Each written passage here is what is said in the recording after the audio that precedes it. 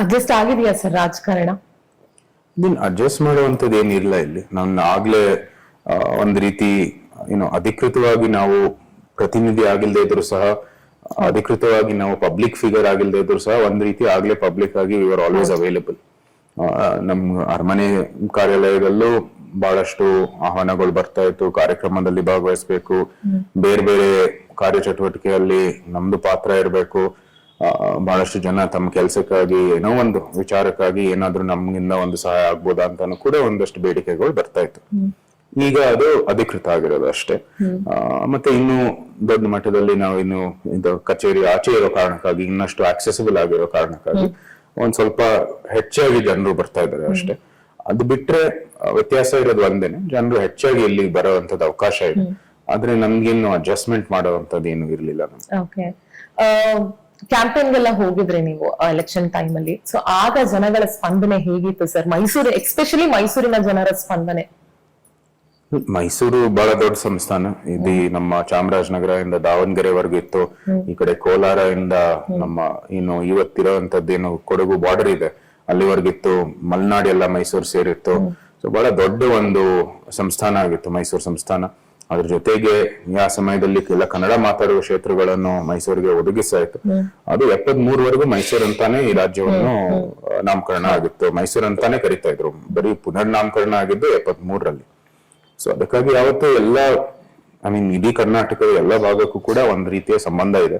ಮತ್ತೆ ಅದು ಮೈಸೂರು ಸಂಸ್ಥಾನಕ್ಕೆ ಕಲ್ಯಾಣ ಕರ್ನಾಟಕ, ಕಿತ್ತೂರು ಕರ್ನಾಟಕ ಮತ್ತು ಕರಾವಳಿ ಸೇರಿಲ್ದೇ ಇದ್ರು ಸಹ, ಕೊಡಗು ಸೇರಿಲ್ದೇ ಇದ್ರು ಸಹ ಒಂದ್ ರೀತಿ ಸಂಬಂಧ ಯಾವಾಗ್ಲೂ ಇದ್ದೇ ಇತ್ತು.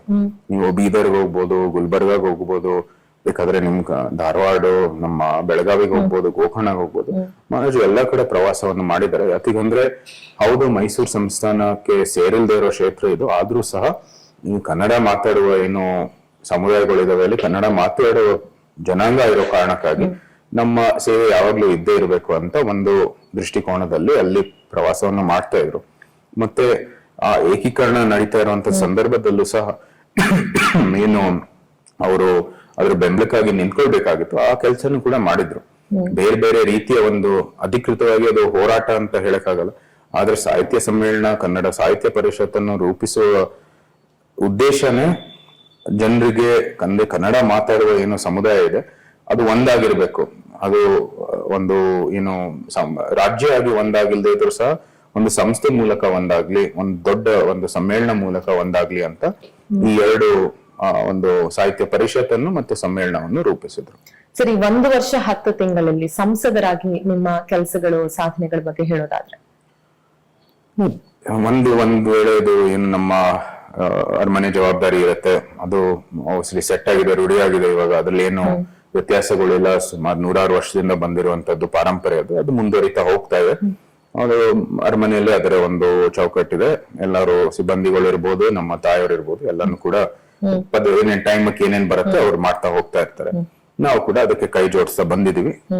ಅದು ಒಂದು ಕಡೆ. ಇನ್ನೊಂದ್ ಕಡೆ ಇಲ್ಲಿ ಸಂಸದರ ಕೆಲಸ, ಅದ್ರದ್ದೇ ಆದ ಒಂದು ಚೌಕಟ್ಟಿದೆ. ಅದನ್ನ ನೀವು ಒಂದ್ ಸ್ವಲ್ಪ ಅರ್ಥ ಮಾಡ್ಕೋಬೇಕಷ್ಟೇ. ಅದು ಸಹಜವಾಗಿ ಅದೊಂದ್ 2 ತಿಂಗಳು ಆಗತ್ತೆ ಅಡ್ಜಸ್ಟ್ ಅಂತಲ್ಲ. ಬಟ್ ಈಗ ನಿಮ್ ಏನ್ ಕೆಲಸ ಇದೆ, MP ಏನ್ ಮಾಡ್ಬೋದು, ಬಾಕಿ ಇದೆ ಇಲ್ಲ ಜನರಿಗೆ. ಮತ್ತೆ ನೀವು ಕೂಡ ತಿಳ್ಕೊಳ್ಬೇಕಾಗಿದೆ ಕೇಂದ್ರ ಸರ್ಕಾರ ಯಾವ ರೀತಿ ಕೆಲಸ ಮಾಡುತ್ತೆ, ರಾಜ್ಯ ಸರ್ಕಾರದ ಒಂದು ಪಾತ್ರ ಏನು. ಯಾಕಂದ್ರೆ ಎಲ್ಲಾನು ಕೂಡ ರಾಜ್ಯ ಸರ್ಕಾರದ ಮೂಲಕನೇ ಕೇಂದ್ರಕ್ಕೆ ಹೋಗೋದು, ಮತ್ತೆ ಕೇಂದ್ರನು ಸಹ ಎಲ್ಲ ಅನುಷ್ಠಾನ ಮಾಡೋದು ರಾಜ್ಯ ಸರ್ಕಾರ ಮೂಲಕ. ಸೊ ಇಲ್ಲಿ ನಾವು ವಿರೋಧ ಪಕ್ಷ, ಅಲ್ಲಿ ನಾವು ಆಡಳಿತ ಪಕ್ಷ.